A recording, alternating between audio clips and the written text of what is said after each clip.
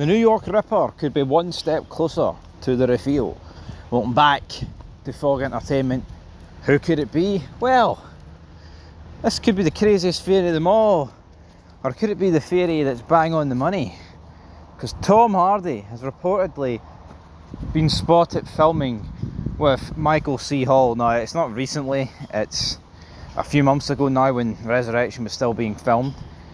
And I've seen a lot of people say that he's playing the character of Theo. And let's be real, I think if they've got Tom Hardy, he's not just going to be a throwaway character. Although Resurrection has done a good job of making all these killers feel special, because they're all decent sized actors, you know, they're not a bunch of no-namers, put it that way.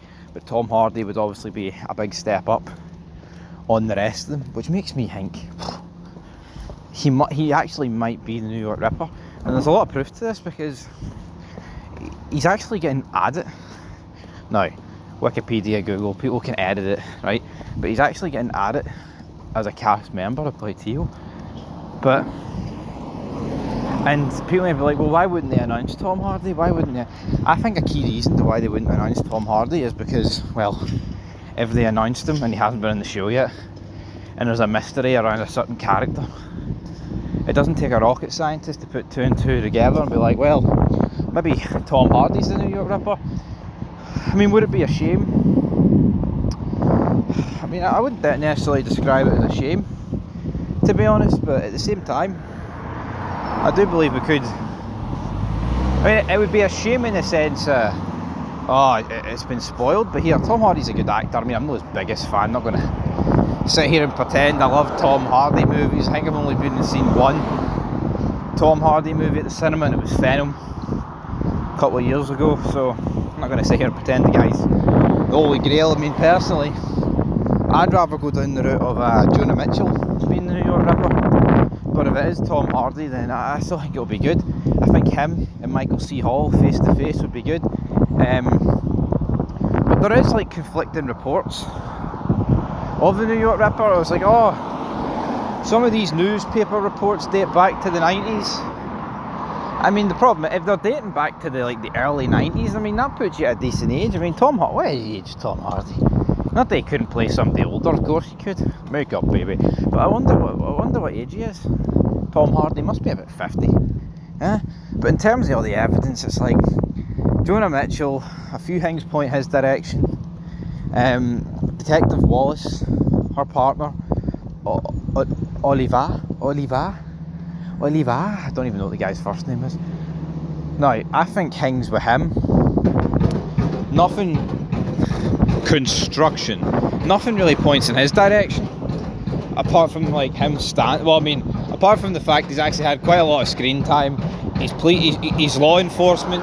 Dexter tend to go down that road quite a lot, but that image of him standing next to the newspapers almost tell me that would that have been without reason? And someone's sitting there saying, people are like, oh, but that scene was so pointless, it added nothing. It didn't really, because what you had was Detective Wallace, you know, Claria, staying alive, her.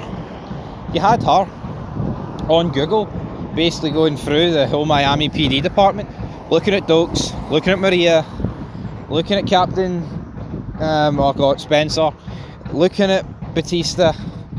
You know, what you should do is look at Dexter. Look at Dexter Morgan. I mean, it wouldn't take a rocket scientist to, like, you know, what's going on with Miami PD?